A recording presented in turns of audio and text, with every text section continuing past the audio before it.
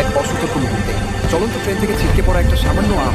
কে জানতো এই আমটাই একদিন পুরো মরুভূমির ইতিহাস বদলে দেবে।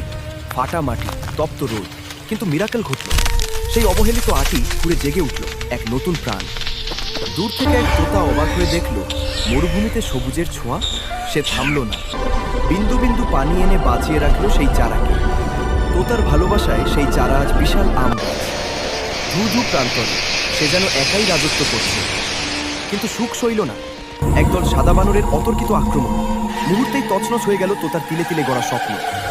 নিচে পড়ে রইল শুধুই ধ্বংসস্তূপ আর তোতার চোখের জল। কিন্তু হিরোরা কি এত সহজে হারে? তোতা উঠে দাঁড়ালো, ধ্বংসস্তূপ থেকেই কুড়িয়ে নিল নতুন সম্ভাবনা। একাই রুক্ষ মাটিতে পুঁতে দিল শত শত বীজ। শুরু হলো এক অসম লড়াই। 1 থেকে 10, 10 থেকে 1000। তোতার জেদ পাল্টে দিল প্রকৃতির নিয়ম। মরুভূমি আজ আম বনের রাজ্য। হাজারো পাখি আজ সেখানে মেতেছে উৎসবে।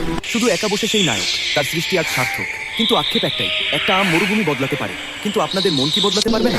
বন্ধুরা, এই তোতার হার না মানা লড়াইয়ের জন্য একটা লাইক আর সাবস্ক্রাইব কি হতে পারে না?